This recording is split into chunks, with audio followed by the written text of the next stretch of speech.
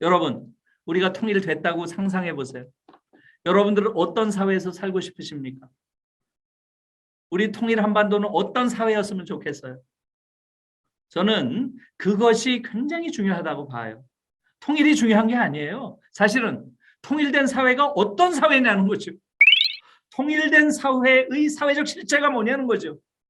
이것에 대한 성찰이 필요합니다.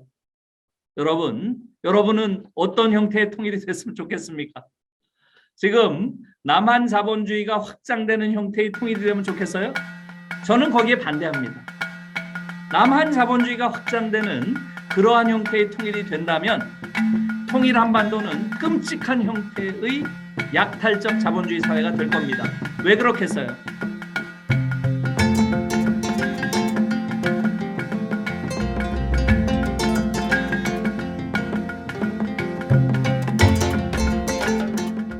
여러분, 지금 대선이 갖는 의미가 뭔가요? 이 대선은 대한민국이 새로운 100년을 시작하는 첫 대선이에요. 새로운 100년을 시작하는 첫 번째 대선입니다. 1919년에 임시정부를 대한민국의 시작이라고 보면 지난 100년 동안의 세월이 있었고요. 이번 대선은 새로운 100년을 시작하는 첫 대선이에요. 그런데 아무런 미래 세계에 대한 비전이 없어요. 너무 놀랍습니다. 지금 대통령을 하겠다고 나선 사람들이 미래에 대해서 비전을 제시하는 사람이 없어요. 전부 돈 얘기만 하고 있어요. 얼마 주겠다, 얼마 주겠다. 무슨 국민들이 거짓입니까?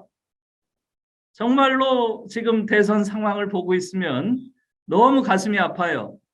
우리 사회가 어떤 가치를 지향해야 하고 어떤 사회를 만들어 가야 하는지에 대한 분명한 청사진을 가진 그러한 후보가 하나도 없습니다. 그래서 아마 여러분들도 굉장히 가슴 아프게 조국의 현실을 보고 계시리라고 생각합니다.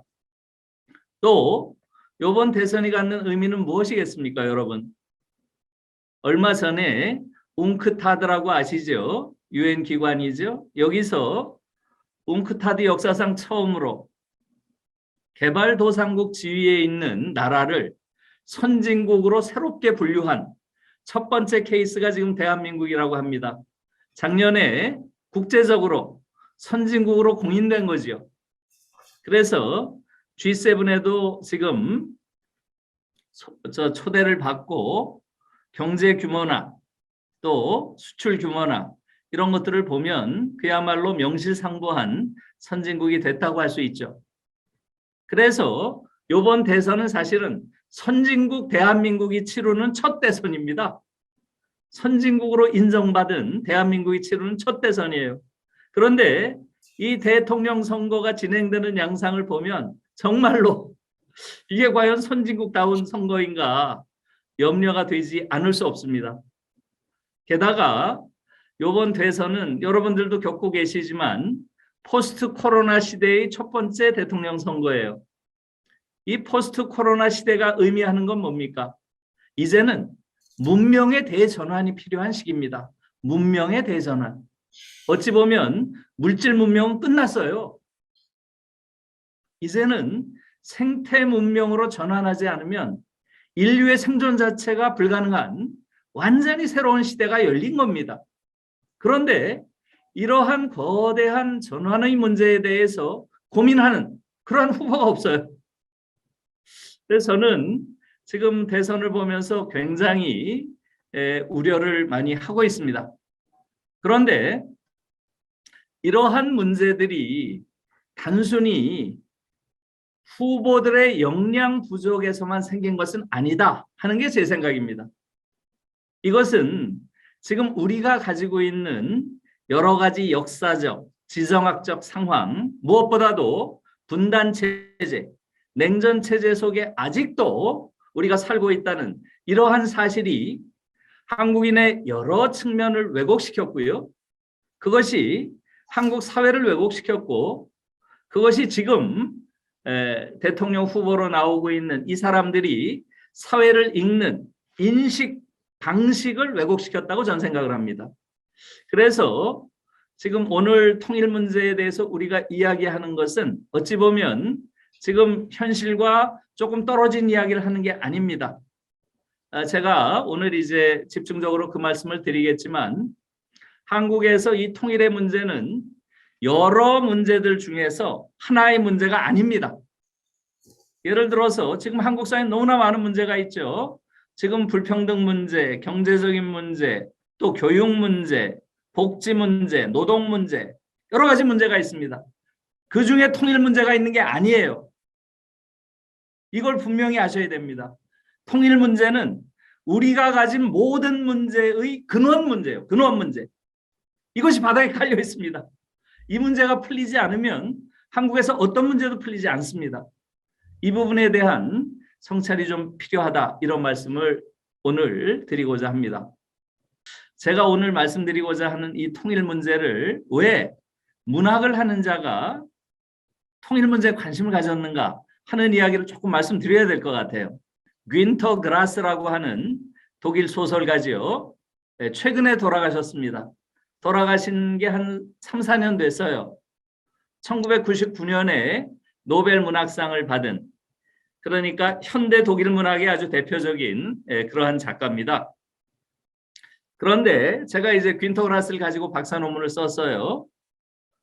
그런데 이 귄터 그라스라는 작가가 독일이 통일되는 과정에서 가장 강력하게 통일에 반대한 인물입니다. 저는 그걸 보고 깜짝 놀랐어요. 그래서 독일 사회에서 지식인들의 통일에 대한 입장, 특히 통일에 반대하는 입장, 이것이 굉장히 거셌습니다. 그 중에 대표적인 인물이 작가인 귄터 그라스와 철학자인 유르겐 하버마스라는 철학자입니다. 독일의 지식인을 대표하는 이 두 인물이 통일에 강하게 반대하는 걸 보고 저는 또 한국인으로서 그것에 대해서 호기심을 갖지 않을 수가 없었고요. 그래서 그때부터 제가 독일의 특히 지식인들의 통일에 대한 관점, 이것을 좀 연구하기 시작했습니다. 그래서 그런 것들을 한국의 학술지나 그런 시사 잡지에 좀 투고하게 됐고요. 기고하게 됐고요. 그걸 하나의 계기로 해서 그 이후에 꾸준히 이 통일 문제를 좀 연구해 왔고요. 그리고 그 후에 제가 한국에 돌아와서 연구재단이라고 하는 학술연구재단이라는 곳에서 4년 동안 집중적으로 지원을 받아서 제가 연구단을 이끌고 통일 연구를 했습니다. 그래서 대체로 한 10년 정도 집중적으로 독일 통일을 연구했던 것 같아요. 제가 그때 이제 연구재단에서 했던 연구가 책으로 나온 건데요. 저희가 주로 연구한 것은 통일 독일의 사회문화 갈등입니다. 사회문화 갈등. 독일이 통일되고 나서 사회문화 갈등이 굉장히 극심해졌어요. 그래서 사실은 우리가 통일 이후에 사회문화 갈등은 점진적으로 완화되리라고 당연히 생각을 했죠. 그런데 완화되는 것이 아니라 오히려 점점 더 첨예해졌습니다. 그 원인을 우리가 추적하는 그러한 연구를 했는데요. 그 연구 결과가 요 머릿속의 장벽, 그 다음에 요것은 변화를 통한 접근이라고 했는데요. 이것은 독일 통일 주역들이 독일 통일을 어떻게 보고 있는지 하는 것들을 저희가 연구했던 것이고요. 그 다음에 이것은 나의 통일 이야기라고 동독주민들이 평범한 동독주민들에게 통일은 무엇인가? 평범한 동독주민들을 대상으로 저희가 인터뷰를 했던 인터뷰집을 이렇게 모아가지고 책을 냈습니다. 그래서 사실은 요 세 권의 책은 저는 굉장히 중요한 책이라고 생각해요. 왜냐하면 우리가 통일된 이후에도 틀림없이 엄청난 사회적, 문화적인 갈등을 겪을 겁니다. 그래서 독일에서 왜 그런 갈등이 생겼고 그런 갈등을 치유하기 위해서 어떤 노력을 했는지 하는 것들을 우리가 이해하는데 또 미리 준비하는데 미리 대비하는데 상당히 쓰임새가 있을 것이다 이렇게 생각을 하고요. 그 다음에 또 저희가 2년 동안 집중적으로 연구한 게 문화 변동입니다. 통일 이후에 독일 사회의 문화, 문화 영역은 어떤 식의 변화가 있었는가? 이것을 또 2년 동안 연구를 했고요. 그 연구 결과물을 이렇게 묶은 겁니다. 그래서 제가 대체로 한 6권의 책을 이렇게 공동 연구를 해서 묶어냈고요. 그런 과정에서 독일 통일에 대한 일정한 전문성을 좀 갖게 됐다. 이렇게 말씀을 드리고요. 또 계기를 하나 더 말씀드린다면 저희 부모님이 전부 다 함경도 출신이에요. 저희 아버님이 저 경흥, 저 아오지 아시죠? 아오지 탄광이라고 들어보셨잖아요. 제일 꼭대기죠. 그 지역을 경흥이라고 한답니다. 경흥. 저희 아버님이 경흥 출신이고요. 저희 어머니는 경성 출신이에요. 함경북도 경성. 우리가 함경도 할 때 함흥 경성을 말하는 거죠. 그래서 저도 모르겠어요. 제 무의식 속에 이런 북한에서 내려온 그러한 분단을 좀 쓰라리에 겪은 그런 부모의 자식이라고 하는 그런 것들이 있었는지도 모르겠어요. 제가 통일 연구를 이렇게 길게 한 데는. 그래서 아무튼 그렇게 저를 좀 소개를 드립니다. 자, 오늘 제가 이제부터 3가지 말씀을 드릴 거예요. 첫 번째는 왜 통일이 중요한가 하는 말씀을 첫 번째 좀 드리고 싶고요. 두 번째는 우리가 독일 통일에 대해서 무엇을 배울 수 있는가? 독일 통일이 우리에게 주는 의미는 무엇인가? 이걸 두 번째로 말씀드리는데요. 그 전에 우리가 독일 통일에 대해서 잘 몰라요. 우리가 독일 통일에 대해서 우리 한국인들은 전 세계에서 가장 관심이 많은 그러한 사람들임에 분명합니다. 그런데 정확하게 잘 몰라요. 그래서 우리가 잘못 알고 있는 부분이 많습니다. 그래서 저는 그것을 독일 통일의 3대 신화 이렇게 정식화해 봤어요. 우리가 3가지 잘못 알고 있는 것이 있다. 그것을 제대로 알아야 우리의 통일에게도 여러 가지 대비가 된다 하는 말씀을 두 번째로 드리고요.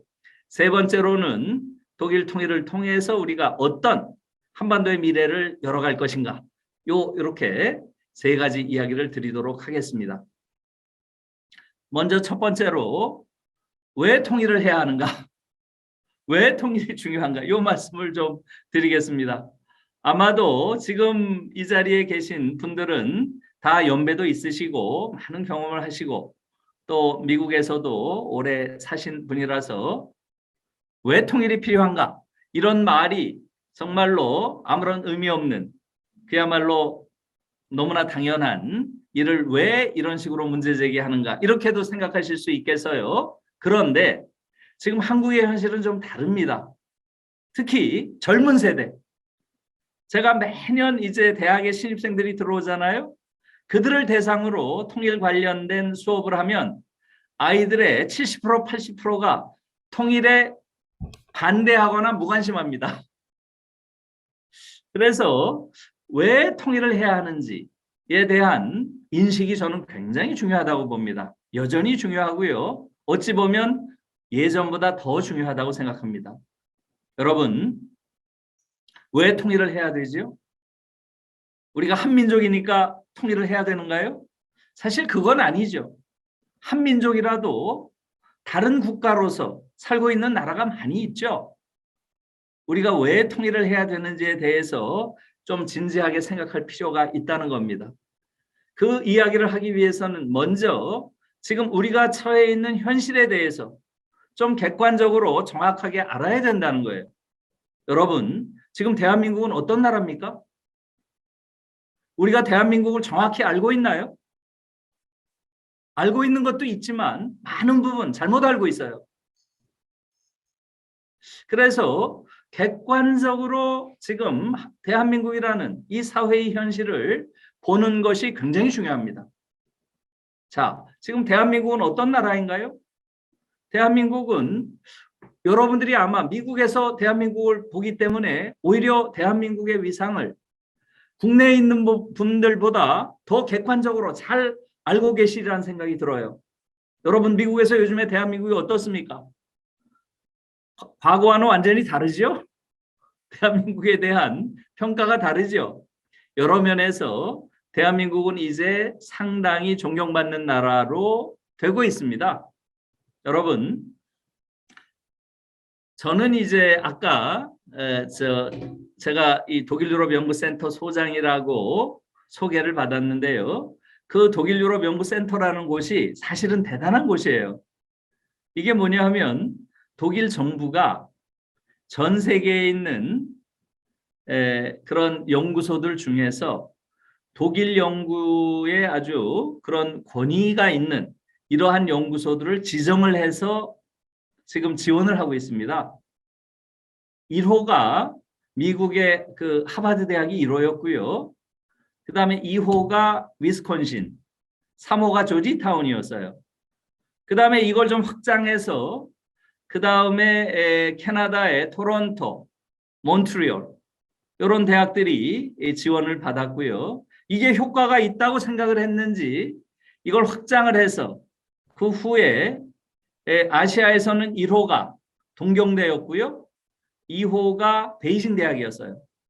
그런데 3호가 이 흐름으로 봐선 서울대가 됐어야 될 것 같은데 중앙대가 된 겁니다. 이것은 공모를 했기 때문에 중앙대가 됐어요. 공모. 이건 다 공모입니다. 공모를 했는데 아무튼 중앙대가 좀 압도적으로 1등을 했어요. 이런 식으로 해서 지금 전 세계에 이런 센터가 16개국에 21개 센터가 있습니다. 16개국에. 그래서 제가 이 이야기를 장황하게 드린 이유는 이 센터가 매년 센터 컨퍼런스를 해요. 매년. 그렇기 때문에 저로 봐서는 매년 전 세계 16개국에 그러한 유수한 학자들로부터 여러 가지 이야기를 들을 수 있는 기회가 있다는 거죠. 저는 이 외국의 학자들을 통해서 대한민국이 어떻게 평가받고 있는지 그것을 많이 배웠습니다. 어떻게 이들이 평가할까요? 정말 우리가 알고 있는 것과 수준이 다른 이야기들을 합니다. 굉장히 대한민국이라는 국가에 대해서 경탄하고 그야말로 대한민국이라는 나라를 굉장히 높이 평가해요. 거기에 저 자신이 놀랐습니다. 왜 이렇게 높이 평가할까요? 대한민국을 높이 평가하는 중요한 이유가 뭘까요? 가장 중요한 이유는 바로 민주주의입니다. 민주주의. 지금 대한민국이 성취한 이 민주주의에 대해서 정말로 특히 서구의 학자들 경우는 어떻게 아시아에서 이런 수준의 민주주의를 할 수 있는가라고 정말 놀라워하고요. 그 부분에 대해서 그야말로 경탄합니다. 아마 여러분들이 이걸 아실지 모르겠어요. 지난번에 스웨덴에 있는 그 민주주의 다양성 연구소라고 하는 굉장히 국제적인 명성이 있는 연구소죠. 이 연구소에서 민주주의의 수준을 측정한 게 있어요. 여기서 한국이 선진국들, 중요 선진국들, 특히 그 중에서 굉장히 큰 국가 규모가 크고 우리가 일반적으로 선진국의 아주 대표적인 국가라고 이야기하는 그러한 나라를 30, 50 클럽이라고 하지 않습니까? 30, 50 클럽 들어보셨죠? 예, 인구가 5천만이 넘은 국가 중에서 1인당 국민소득이 3,000불이 넘는 이러한 나라를 30, 50 클럽이라고 하죠. 이 30, 50 클럽이 7개밖에 되지 않습니다. 미국, 일본, 영국, 프랑스, 독일, 그 다음에 이태리가 6번째 들어왔고요. 우리가 7번째 들어간 거예요. 이 나라 중에서 한국 민주주의가 1등을 했어요. 정말 놀라운 거죠. 여러분들이 한번 꼭 찾아보세요. 1919년에 민주주의 다양성 연구소가 10년 만에 한 번씩 민주주의의 수준을 평가하는데 우리가 30, 50 클럽 국가 중에서 1등을 했어요. 저는 이것은 대단한 의미가 있다고 봅니다. 바로 그 이유는 뭐 여러 가지가 있겠지만 가장 결정적인 이유는 촛불혁명이에요.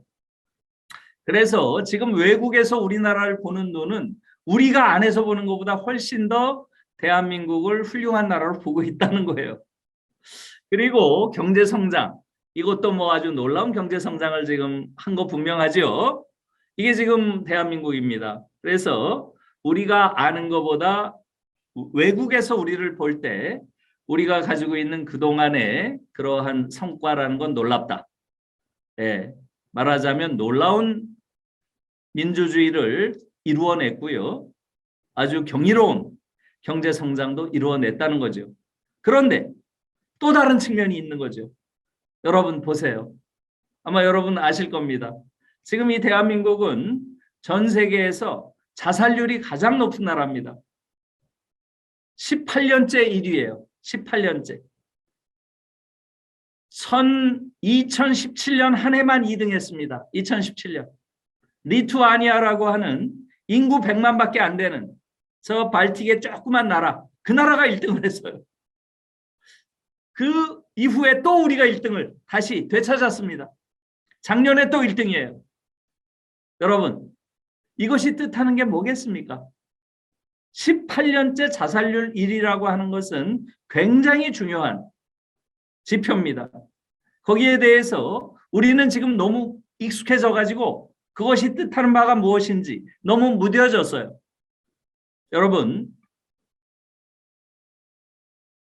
자살의 내용이 너무 안 좋습니다.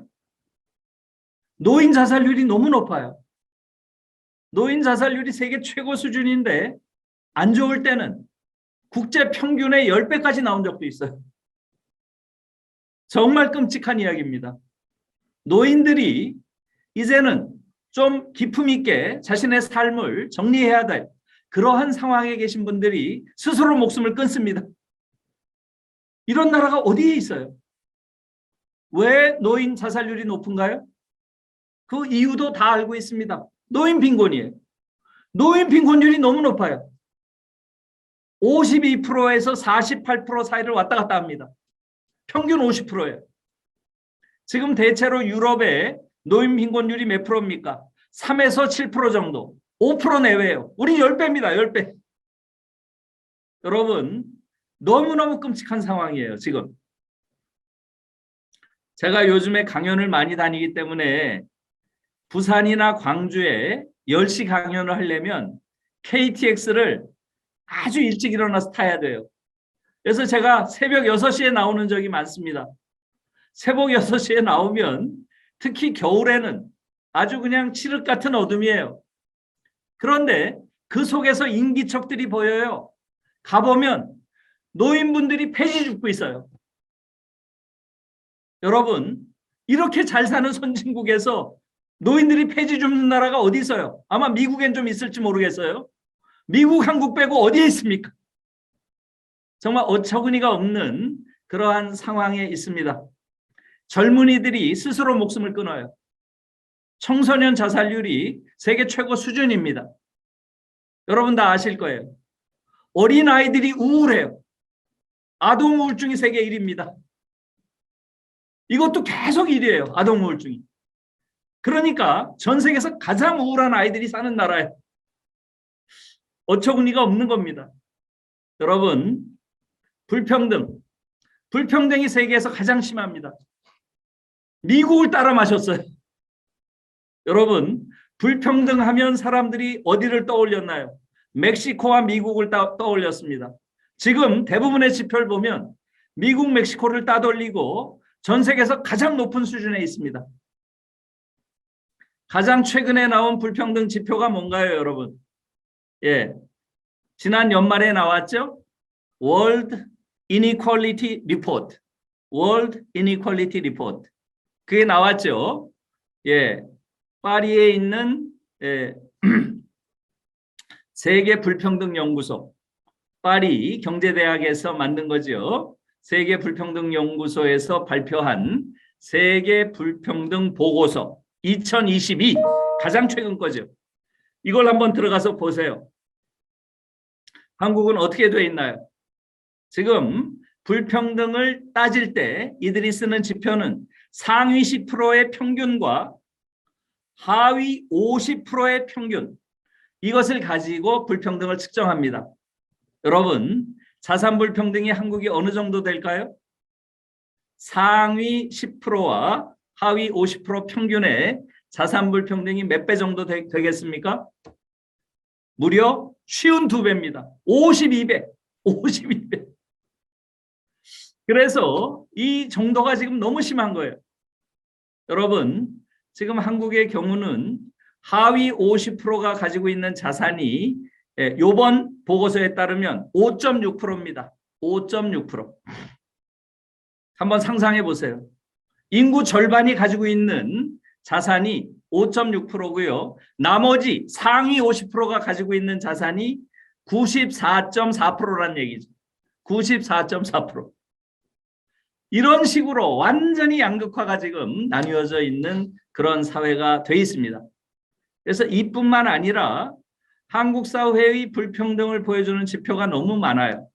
한 가지만 더 드릴게요. 부동산 불평등. 이것은 여러분들이 상상하는 걸 초월합니다.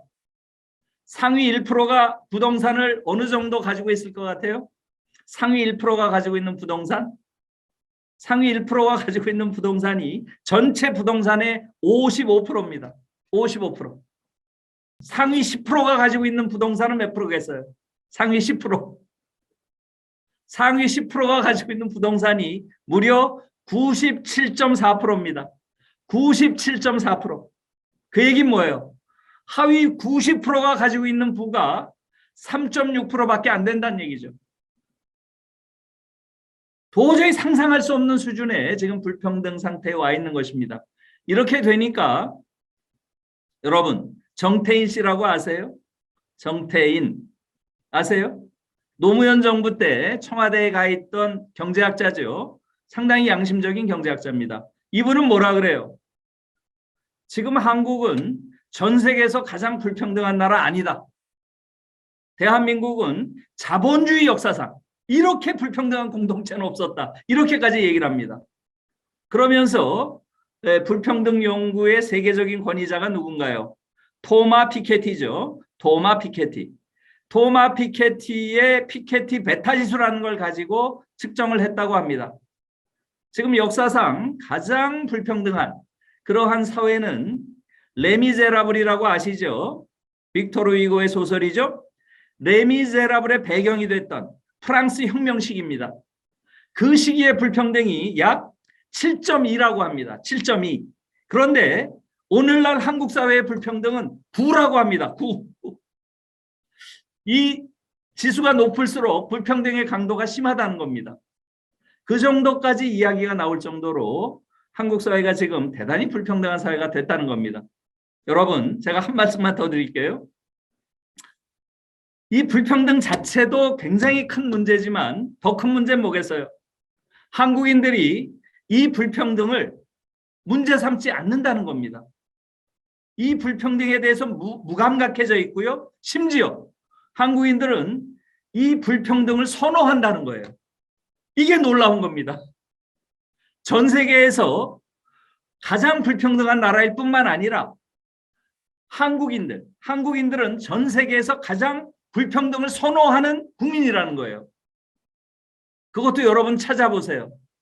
이것은 세계 가치 조사라고 하는 가치관 조사, 세계 가치관 조사라고 하는 게 정기적으로 하는 게 있습니다. 이것은 전 세계에 있는 사회과학자들이 모여가지고 세계 가치관 조사라는 걸 해요. 여기서 불평등에 대해서 물은 게 있습니다. 당신은 불평등이 줄어들어야 된다고 생각합니까? 아니면 더 차이가 커져야 된다고 생각합니까? 이렇게 물은 거예요. 소득이 더 평등해져야 된다고 생각합니까? 아니면 더 차이가 벌어져야 된다고 생각합니까? 이 물음에 대해서 제가 한번 말씀드릴게요. 한국의 경우는 더 평등해져야 된다가 23.5%, 더 불평등해져야 된다가 무려 58.7%예요. 58.7%. 2.5배입니다. 더 차이가 나야 된다는 게. 미국보다도 더 심해요. 미국보다도. 미국은 같은 질문에 더 평등해져야 된다가 29.6%예요. 29.6%. 더 불평등해져야 된다는 게 36%밖에 안 됩니다. 제가 하나만 더 말씀드릴게요. 독일을 하나 말씀드릴게요. 독일의 경우는 더 평등해져야 된다가 57.7%예요. 그리고 더 차이가 나야 된다는 14%밖에 안 됩니다. 완전히 독일과 한국은 거꾸로예요. 그래서 한국인들은 더 불평등해져야 된다는 거예요. 이런 사람의 수가 독일에 비해서 3배가 많습니다. 정말 놀라운 수치예요. 그런데 작년에, 재작년이죠. 2020년에 7차 조사를 또 했어요.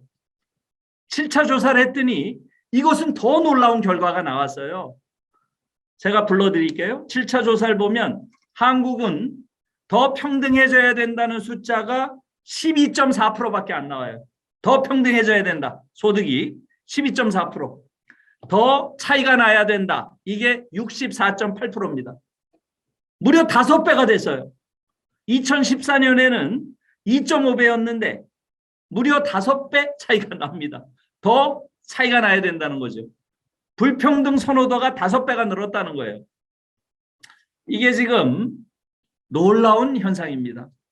그래서 지금 한국의 불평등은 제가 보기에는 이것은 개선이 안 될 거예요. 지금 여러분들이 대통령 선거를 보고 있죠? 제가 KBS에서 무슨 강연을 해달라 해서 연초에 1월 2일 날 강연한 게 있습니다. 여러분들이 관심 있으면 한번 들어가서 보세요. 쌤과 함께라고 하는 일요일 날 하는 프로인데요. 쌤과 함께. 거기서 제가 똑같은 얘기를 했어요. 한국은 지금 세계에서 불평등이 가장 심한 나라다. 그런데 이쯤 되면 어떤 경제학자는 이쯤 되면 혁명이 일어나야 된다고 한다. 혁명이 일어나도 몇 번 일어날 불평등이다. 경제학자들이 그렇게 얘기하는데 한국에서 혁명 안 일어나잖아요. 왜 안 일어나겠어요? 여러분? 바로 능력주의 때문에 일어나지 않는 겁니다. 한국인들을 지배하고 있는 것은 모든 불행의 원인을 사회 구조적인 데서 찾지 않고요. 자기 자신에게서 찾습니다. 내가 게을러서, 내가 인류대학 못 가서, 내가 공부 안 해서 이렇게 자신에게서 원인을 찾고요. 그러니까 어떻게 해요? 사회를 향해서 저항하는 게 아니라 자기 자신을 죽입니다. 그것 때문에 불평등이 가장 높고 자살률이 가장 높은 거예요. 이게 지금 한국 사회의 끔찍한 현실이죠. 아무튼 이 이야기를 하려면 끝이 없으니까 여기까지만 할게요. 그 다음에 한국 사회는 지금 노동시간이 가장 긴 나라 중에 하나입니다. 아시죠? 지금 독일의 경우는 작년에 보니까 노동 평균이 1300시간 정도 일했어요. 한국은 대체로 2000시간에서 2300시간을 일했다고 나옵니다. 700 내지 1000시간 더 일했어요. 이것은 약 독일인과 비교해보면 5개월 더 일한 거예요. 거의 노동 기계로 사는 겁니다. 여러분, 지금 한국의 노동자들은 일하다가 가장 많이 죽어가는 노동자입니다. 아시죠? 산업재해 사망률. 이것은 23년째 1위예요. 1위거나 2위 사회를 왔다 갔다 합니다. 세계 최고 수준이에요. 23년 됐어요, 이것은. 그런데도 이 문제가 해결되지 않고 있습니다. 여러분, 2000년부터 2020년까지 노동자들이 일하다가 죽은 노동자가 몇 명인지 아십니까? 46,000명이 죽었어요. 46,000명. 여러분, 전시면은 이렇게 죽겠습니까? 전쟁이 일어나면 죽겠어요? 20년 동안 46,000명이 죽었어요. 1년 평균 2,000명 이상이 죽었습니다. 이게 어떻게 정상적인 나라예요? 저는 이것은 한국 사회는 노동과 자본 사이에 일상적인 내전이 벌어지고 있다고 생각해요. 자본이 노동을 죽이는 거죠. 이 정도의 나라가 어디에 있습니까? 여러분, 이 문제는 특히 영국이 유럽에서는 가장 악명이 높았습니다. 영국 노동자들이 산업재해 사망률이 가장 높았어요. 그러니까 영국은 2008년에 의회에서 아주 혁명적인 법을 만듭니다. 이름부터 이렇게 바꿨어요. 기업살인법으로 바꿨습니다. 기업살인법. 사실은 산업재해가 아니죠. 기업이 죽이는 거죠. 비용을 아끼겠다고 노동자도 죽이는 겁니다. 그러니까 기업살인법이라고 바꾸고 살인에 준하는 단죄를 했어요. 살인에 준한 굉장히 엄한 단죄를 했습니다. 그리고 나서 어떻게 됐나요? 지금 영국은 유럽에서뿐만 아니라 전 세계에서 기업 살인이 가장 낮은 나라가 됐습니다. 재작년에 나온 통계를 보니까 우리가 영국에 비해서 무려 20배예요. 기업 살인율이. 이게 지금 한국의 현실입니다. 여러분, 남녀 차별이 가장 심한 나라입니다. 지금 OECD 안에서 남녀 사이의 격차, 이것을 재는 걸 유리천장 지수라고 하죠. 유리천장 지수. 이게 지금 생긴 지 9년 됐어요.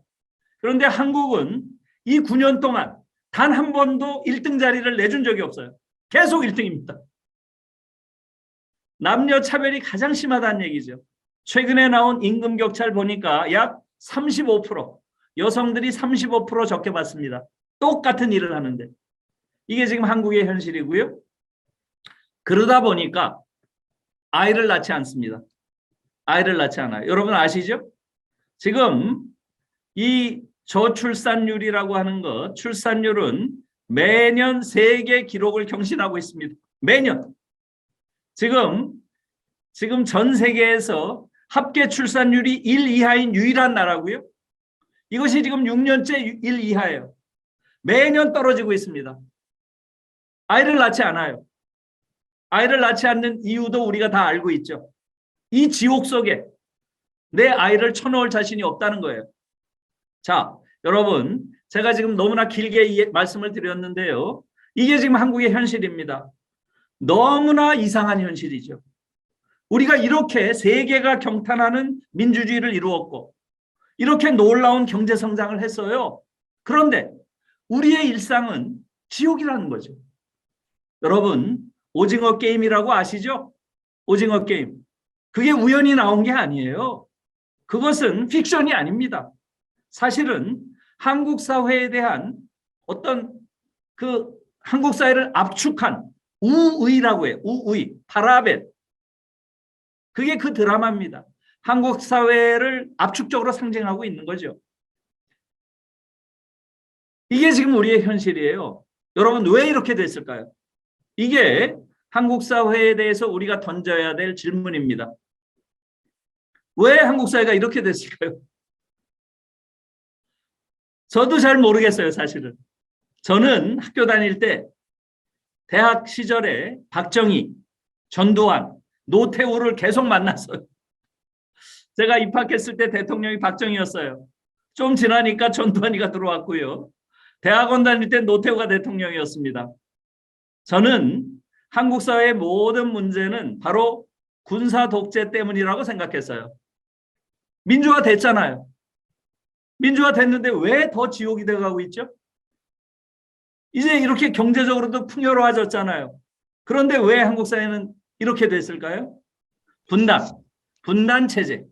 이 분단 체제가 지금 우리 사회를 지금과 같은 이런 이상한 불가사의한 사회를 만드는데 중요한 배경이 됐다는 거 우리가 알 수 있죠. 그 다음에 아까 말씀드린 대로 아주 이것을 독일식으로 말하면 야수 자본주의라고 표현합니다. 자본주의 사회라도 한국 자본주의는 야수 자본주의 사회예요. 인간을 잡아먹습니다. 실업과 불평등이 지금 한국 사회처럼 이렇게 인간을 잡아먹는 그런 자본주의 많지 않습니다. 그런데 이 부분은 특히 한국의 의회를 보면 알 수 있는 거죠. 그래서 아까 말씀대로 지금 말씀하신 것처럼 자본주의의 문제, 야수 자본주의라는 문제가 있는 것이고요. 세 번째로 지금 능력주의라는 문제가 있다고 생각합니다. 다시 말하면 정치적으로는 지금 말씀하신 분단 체제가 문제인 것이고요. 경제적으로는 자본주의의 문제, 특히 야수적인 형태의 자본주의 문제가 있는 것이고요. 문화적으로는 능력주의 문제. 이 세 가지가 한국 사회를 지옥으로 만든 결정적인 요인이다. 이렇게 말씀드릴 수 있을 것 같아요. 결국은 지금 우리가 겪고 있는 이 이상한 현실, 이상하잖아요. 이렇게 훌륭한 민주주의를 하고 이렇게 놀라운 경제 성장을 했는데도 우리의 현실이 나아지지 않는 이 이상한 배경에는 전 세계에서 유일하게 우리만이 가지고 있는 것, 그게 뭐겠어요? 분단체제, 냉전체제입니다. 여기서 이 문제가 발생한 거죠. 사실은 30년 전에 1990년대 동유럽이 그대로 붕괴함으로써 지금 분단이나 냉전체제 가진 그러한 곳이 없잖아요. 한반도가 지금 유일하게 되어 있습니다. 이것을 우리가 염두에 둬야 돼요. 여러분, 바로 이 분단 냉전 체제라고 하는 것이 얼마나 우리들을 왜곡해 왔는지를 조금 들여다볼 필요가 있습니다. 첫째, 이것은 대한민국이라는 국가를 완전히 볼품없는 국가로 만들었어요.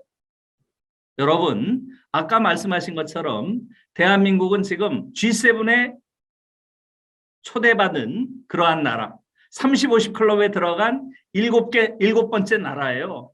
정말 이제 선진국이라고 할 만한 나라인데 우리가 국제적인 위상을 한번 보세요, 여러분. 이렇게 볼품없는 나라가 어디에 있습니까? 근대 국가의 기본 이념이 뭡니까, 여러분? 근대 국가의 기본 이념. 민족 자결, 국민 주권이에요. 이건 너무나 상식적인 겁니다. 민족 자결, 국민 주권. 이건 상식이죠. 그런데 지금 한국은 대한민국이란 국가가 이걸 가지고 있나요?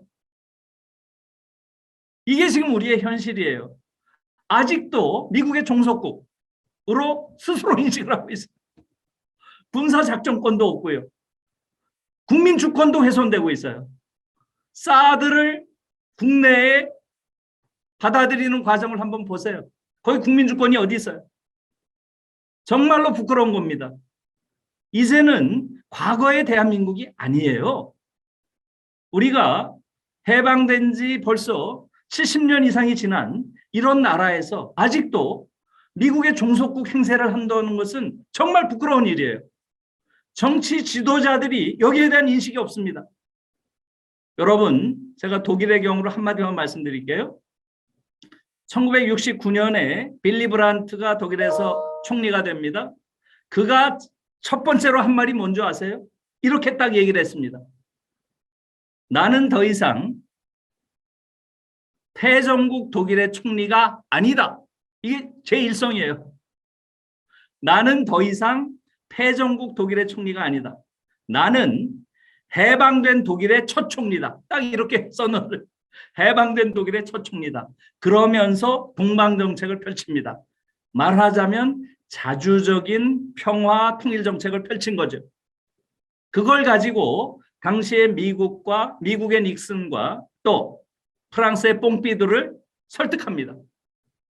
독일의 평화, 궁극적으로는 독일의 통일을 통해서 유럽의 통합을 가져오고 유럽 통합을 통해서 세계 평화를 가져올 수 있다. 이렇게 닉슨과 뽕피두를 설득을 해요. 그래서 끌고 갑니다.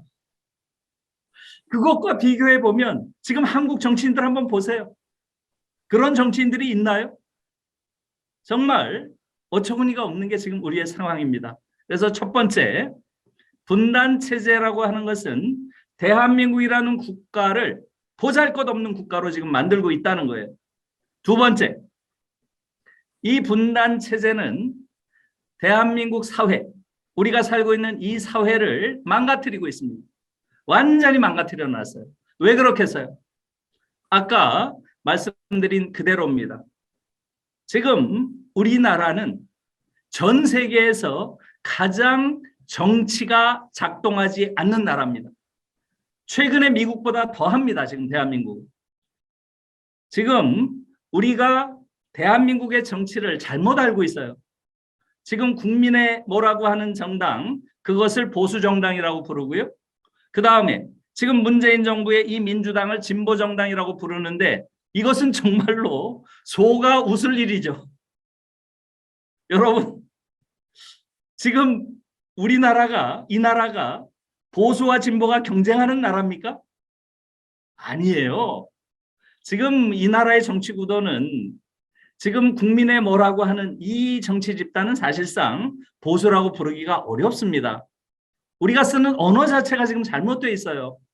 여러분, 보수라는 게 어떻습니까? 보수라는 건 정말 좋은 거예요. 보수가 나쁜 게 아닙니다. 좋은 보수가 있어야 돼요. 여러분, 지금 한국의 비극은, 정치적 비극은 좋은 보수가 없다는 거예요. 독일 경우를 보세요. 앙겔라 메르켈 총리 아시죠? 앙겔라 메르켈이 진보입니까? 보수입니까? 보수 아니에요. 독일의 정통 보수예요. 기독교 민주당. 보수가 그런 거예요, 원래. 예? 다시 말하면 보수라고 하는 것은 공동체를 사랑하고 또 기본적인 사회 동포의 의식을 가지고 있고, 그래서 시리아 난민들 그렇게 받아들인 거 아닙니까? 예? 그래서 기본적인 휴머니즘의 터 위에 서 있는 게 보수예요. 여러분, 그래서 말씀을 드리자면 이렇습니다. 간단히 제가 설명을 드려야 될 것 같아요. 보수주의와 자유주의가 최초로 갈라지죠. 보수주의와 자유주의가 갈라질 때 그 가장 근원적인 차이는 어디에 있나요? 자유주의는 개인의 자유를 중시하는 거죠. 그에 반해서 보수주의는 공동체의 안녕을 더 중시하는 겁니다. 자유주의와 보수주의가 처음에 나뉠 때 개인이 먼저냐 공동체가 먼저냐 이것으로 나뉘게 되는 거죠. 그래서 보수주의자들은 기본적으로 공동체를 중시하죠. 그렇기 때문에 공동체가 함께 이룬 과거, 그게 뭐예요? 역사죠. 그래서 보수주의자들은 다 역사를 중시하는 거예요. 그 다음에 공동체의 원형이 뭡니까? 근대 사회에서 공동체의 원형은 뭐예요? 네이션, 민족이죠, 민족. 그래서 보수주의자들은 예외 없이 민족주의자인 거예요. 전부 민족주의자죠. 우리 김구 선생 대표적인 분이죠. 도산 선생 마찬가지고요. 그 다음에 보수주의자들은 그래서 이 공동체가 함께 살아온 생활 양식을 뭐라고 하나요? 문화라고 부르는 거죠. 문화를 중시하는 겁니다. 그래서 보수주의가 가장 중요시하는 가치가 뭐예요? 공동체, 민족, 역사, 문화예요. 중요한 가치죠. 독일 같은 경우는 전형적으로 그런 모습이 나타나는 거죠. 그런데 지금 한국에서 보세요, 여러분. 한국에서 보수라고 하는 사람들을 한번 보세요. 그 사람들이 어떻습니까? 공동체 얘기하면 빨갱이라고 공격해요. 빨갱이라고. 여러분, 민족을 얘기하면 뭐라 그래요? 용공이라고 공격을 합니다. 용공이라고. 역사 얘기하면 어떻게 해요? 도망갑니다. 도망가거나 축소하거나 왜곡해요. 그 다음에 문화적인가요? 문화적인 사람 본 적 있어요? 이게 보수라고 부를 수가 없는 겁니다. 여러분, 보수가 나쁜 게 아니에요. 좋은 보수가 있어야 그 나라가 안정적인 정치 질서를 가지게 되는 거고요. 좋은 보수가 있어야 합리적인 진보가 가능한 겁니다. 그런데 지금 한국은 사실은 보수가 없는 거죠. 지금 사실상 문재인 정부, 민주당 정도가 대체로 뭐 민족을 중시하는 것 같고 공동체에 조금 더 신경 쓰는 것 같고 또 역사에 대해서 조금 더 정직하고자 하는 것 같고 그 다음에 조금 더 문화적인 마인드가 있는 것 같아요. 그러면 그냥 거기가 대체로 보수죠. 대체로. 그러나 보수 중에서도 상당히 보수입니다. 지금 독일의 보수와 비교해 보면 문재인 정부 정도는 보수 중에서도 상당한 보수인 거예요. 그런데 자꾸 진보인 척을 해요. 그래서 지금 한국 사회는 한국 사회를 규정하는 언어 자체가 왜곡되어 있어요. 그래서 지금 한국의 비극은 지금 진보와 보수가 경쟁하는 체제가 아니고요. 수구와 보수가 서로 결합해서 과두지배하고 있는 올리가르키라고 하죠. 올리가르키 체제인 것이 지금 한국의 현실입니다. 이걸 정확하게 알아야 한국의 현실을 인식할 수 있다. 이렇게 말씀을 드리고요. 그래서 한국의 정치는 제가 보기에는 전 세계에서 가장 보수적인 정치 지형을 가지고 있는 나라예요. 그걸 여러분들이 아셔야 됩니다. 일반적으로 정치학자들 사이에서는 가장 보수적인 정치 지형을 가진 나라가 어디냐 이렇게 말하면 어디라 그래요? 대다수가 미국이라고 하죠. 대다수가 미국이라고 합니다. 왜? 보수 양당제니까. 보수당밖에 없는 그러한 나라이기 때문에 일반적으로는 다 미국이 가장 보수적이라고 하지만 한국은 미국보다 훨씬 더 보수적입니다. 미국이 전 세계에서 왜 가장 보수적인 정치 지형을 갖게 되었는가? 여기에 대해서는 여러분들이 세이머 립셋 교수의 American Exceptionalism 그걸 한번 읽어보시면 그 역사적 경로를 알 수 있습니다. 세이머 립셋의 American Exceptionalism, 미국 예외주의라는 책이 있죠. 그 책이 정말 훌륭한 책이에요. 그 책의 부제가 뭡니까? 왜 미국에만 사회주의 정당이 없는가예요. 왜 미국에만 사회주의 정당이 없는가? 이게 그 책의 부제입니다. 그것을 역사적인 경로로 설명하고 있어요. 실제로 지금 미국 사회는 굉장히 보수적인 사회가 될 수밖에 없는 역사적 경로가 있는데요. 지금 한국은 미국보다 더하다는 거죠. 그래서 정확하게 말하면 이렇습니다. 지금 예를 들어서 이쪽이 오른쪽인가요? 오른쪽 끝에 지금 하나의 정당이 있는 거죠. 예, 수구에 가까운 정당이 하나 있는 거고요. 그 옆에 지금 집권당이 있는 겁니다. 요 끝에 있는 거예요, 둘 다. 요 끝에. 그리고 조금 떨어져서 심상정의 정의당이 있는 거예요. 그리고 조금 더 떨어져서 독일의 메르켈의 기민당이 있는 겁니다. 여러분, 이게 굉장히 중요한 거예요. 사실은 이 말은 뭐예요? 독일에서 가장 보수적인 정당이 한국에서 가장 진보적인 정당보다 진보적입니다. 이걸 이해하셔야 돼요. 지금 한국은 그래서 극단적으로 우경화되어 있는 정치 지형을 가지고 있다는 말이에요. 그렇기 때문에 지금 한국에서 예를 들어서 메르켈 같은 정도의 독일 보수주의자가 한국 대선에 나오면 한국 사람들이 뭐라고 부를 것 같아요?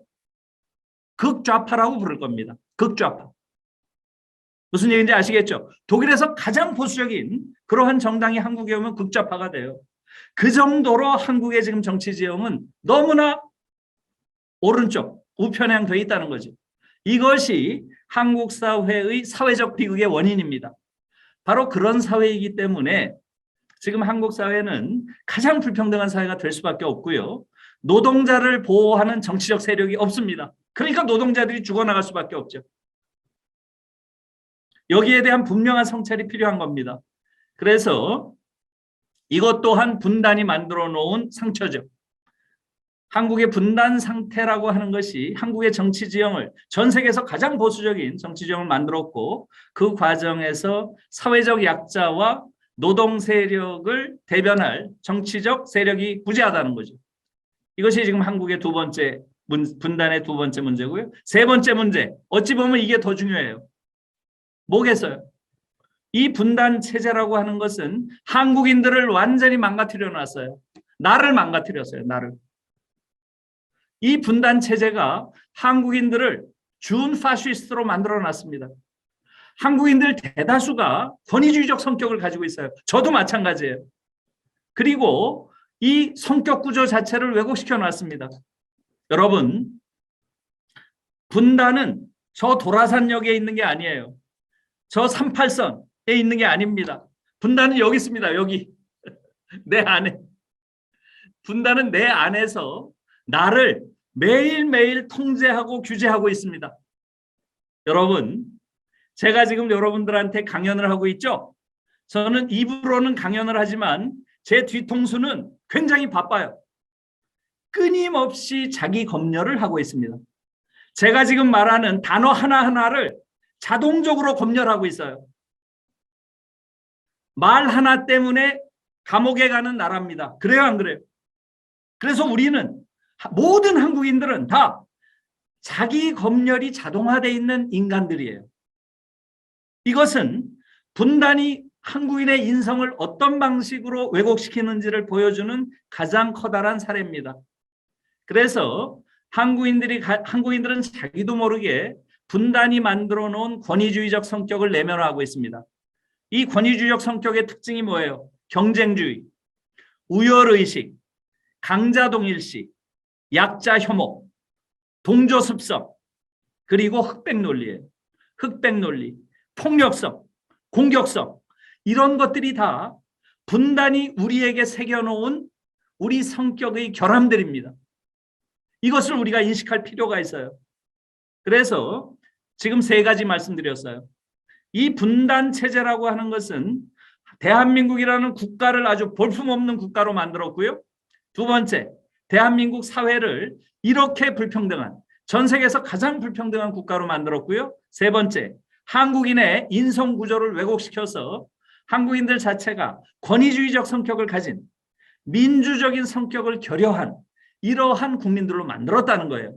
다시 말하면 분단은 대한민국을 총체적으로 왜곡시킨 근원 문제라는 거죠. 나를 왜곡시키고 우리 사회를 왜곡시키고 이 국가를 왜곡시켰다는 거죠. 그렇기 때문에 지금 우리에게 중요한 것은 뭐겠어요?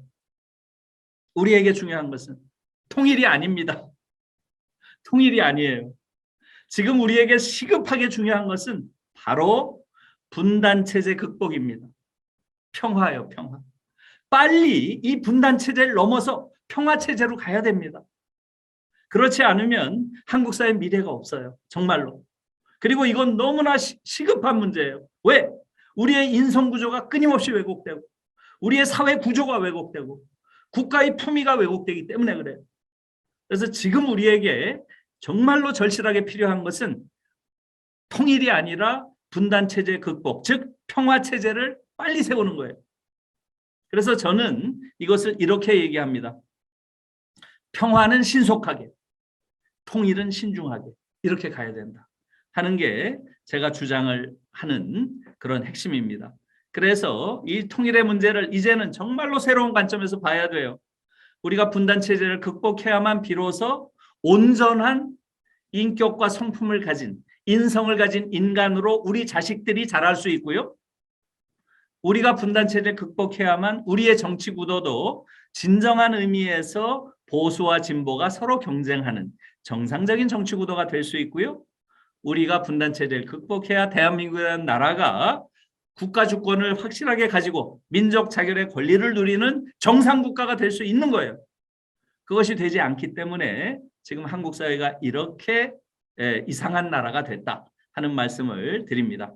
독일 통일의 의미, 한반도와의 차이에 유의해야 한다. 연성분단이다.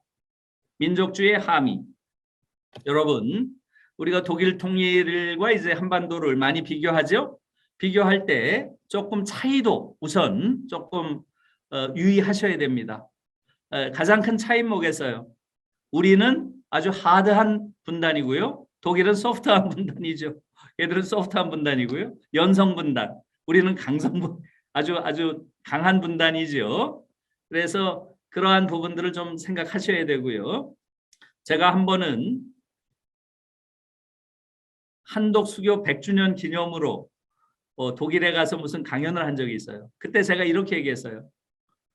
지금 한국과 독일이 다 분단 국가라고 하지만 너희는 분단도 아니다. 이게 무슨 분단이냐. 우리 정도 돼야 진짜 분단이지. 제가 그렇게 얘기했어요. 그러면서 저희 어머니 얘기를 했습니다. 저희 어머니가 20살에 넘어왔어요. 남으로 공부하러. 저희 어머니는 85세에 돌아가셨어요.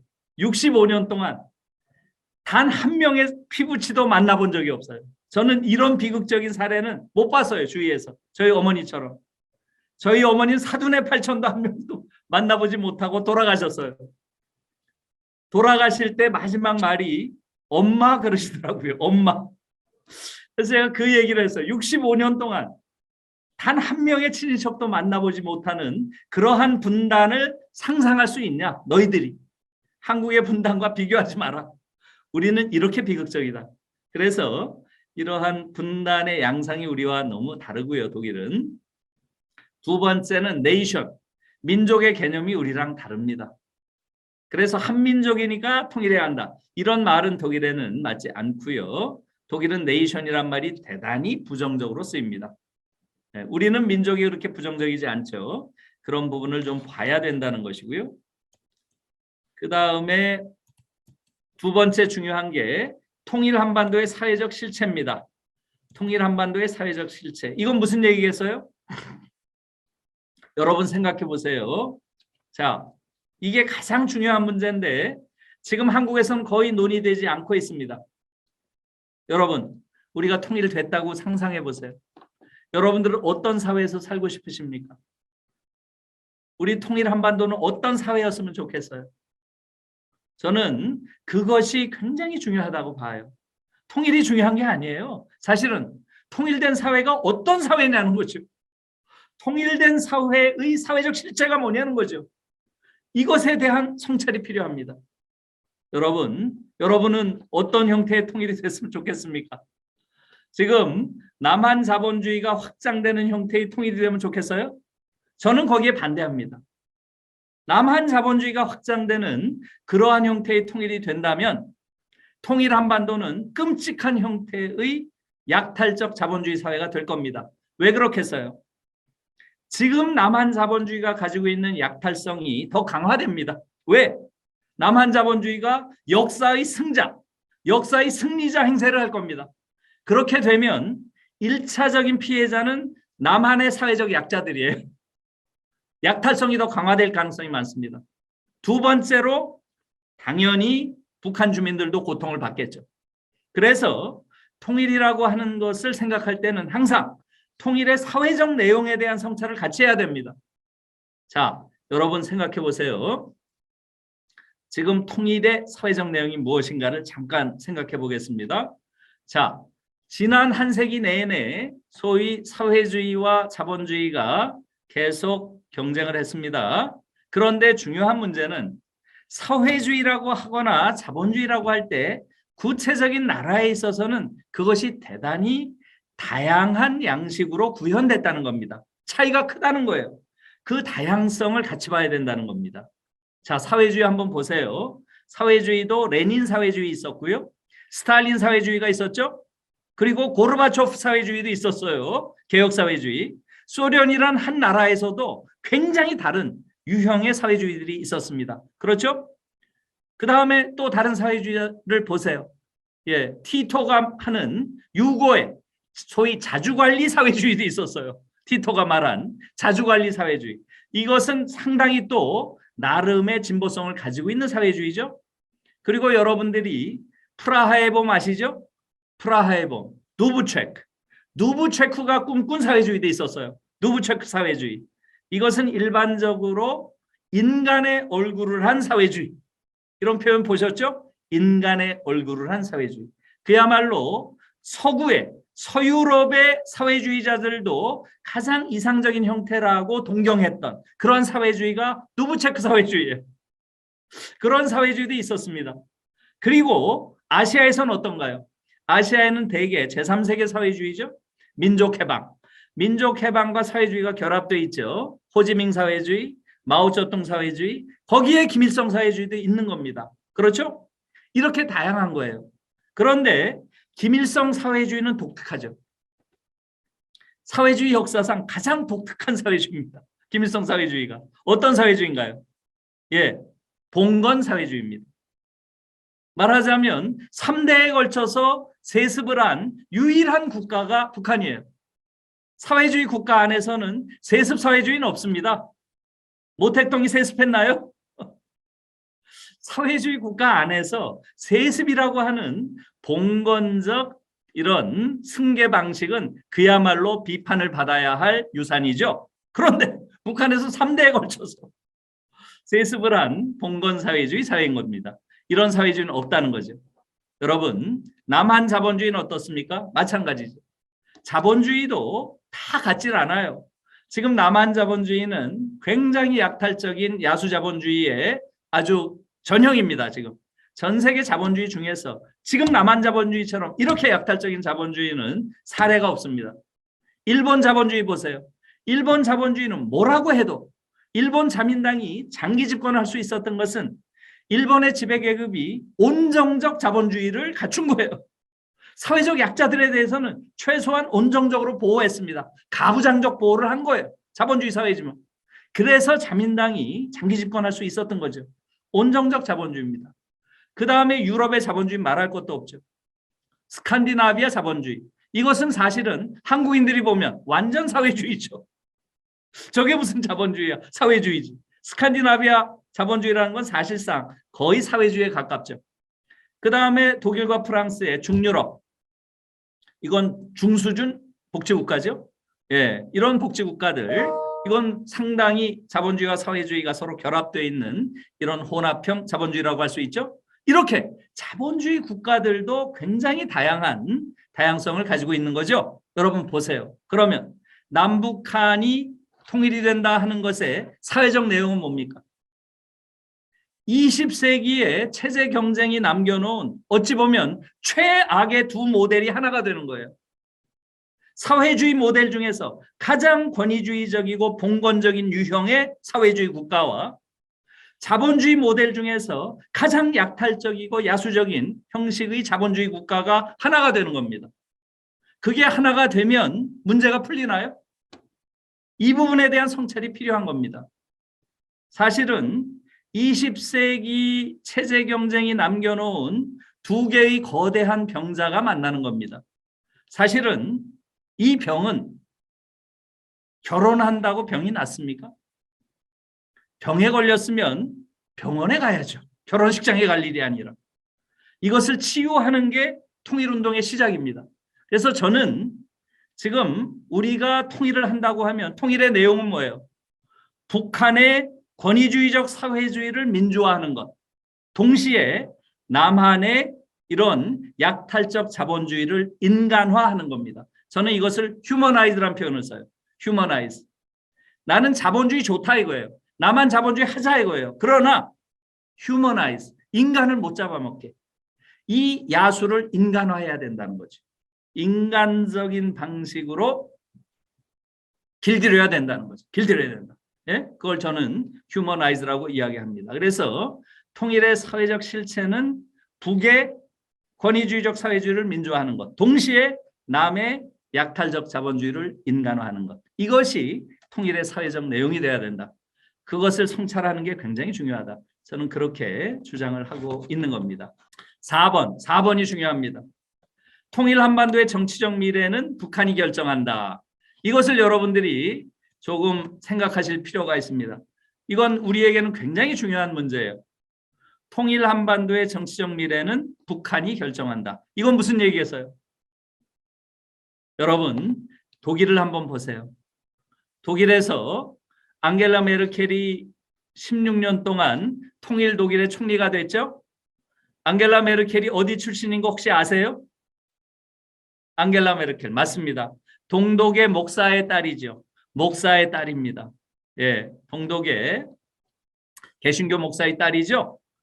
동독의 개신교 목사의 딸이 통일 독일에서 절반 이상 무려 16년 동안 총리가 되리라고 누가 예상을 했겠어요? 아무도 예상 못했습니다. 여러분 그뿐만이 아니에요. 제가 몇 개 보여드릴게요. 이분이 요아킴 가옥이란 분인데요. 이분도 목사입니다. 요게 제가 2007년에 이분을 만난 건데요. 이분이 그 다음 해에 대통령이 됐어요.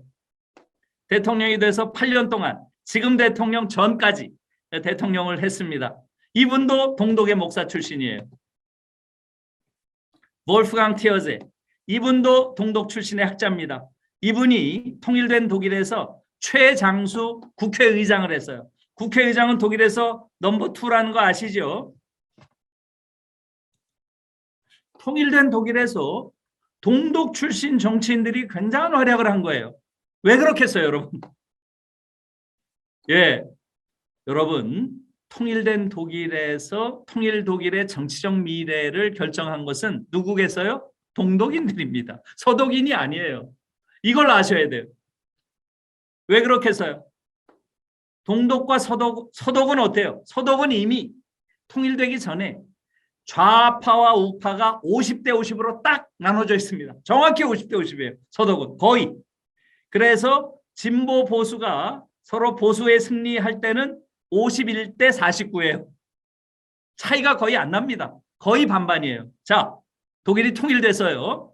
통일되고 나서 이제 통일 독일의 새로운 정치 세력을 결정합니다. 누가 결정하겠어요? 새로 들어온 사람들, 동독인들이지. 동독의 유권자들. 동독 유권자들이 결국은 통일 독일의 미래를 결정하는 거예요. 그들이 뽑는 사람이 되는 거예요.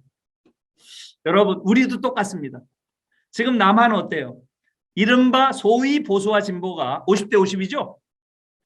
우리도 대통령 선거에서 소위 보수 진보가 50만 표 이상 차이 난 적이 없어요. 50만 표 이상. 거의 49대 51.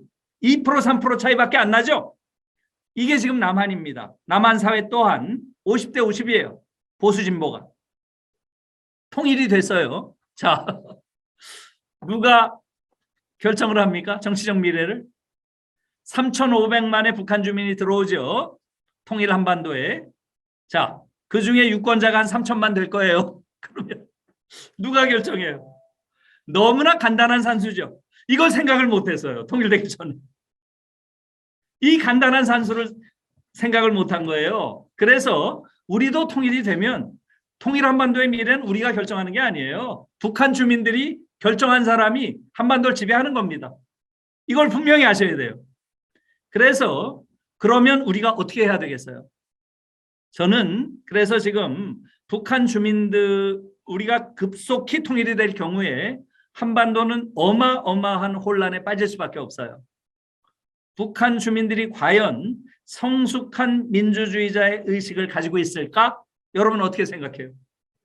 이들은 민주주의를 해본 적이 없어요.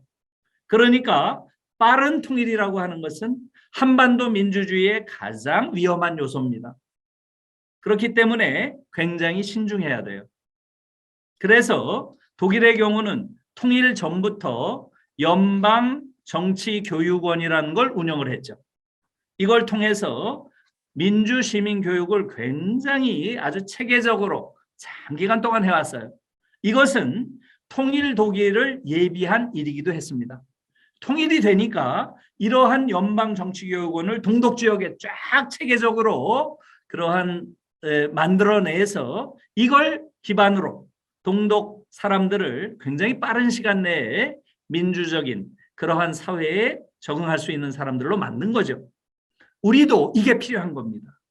그렇지 않으면 우리는 결국은 북한 주민들의 정치적 성향에 따라서 한반도의 운명이 결정돼요. 그래서 이 부분을 우리가 성찰할 필요가 있는 겁니다. 그래서 저는 지금 한반도 민주시민교육원 이런 것들을 가칭이에요. 지금 정부가 이제는 준비해야 될 때가 됐다. 바로 민주적인 시민들의 역량을 어느 정도까지 준비시킬 수 있느냐 하는 것이 통일 한반도의 미래를 위해서 너무나 중요한 일이다. 이렇게 생각을 하는 거죠.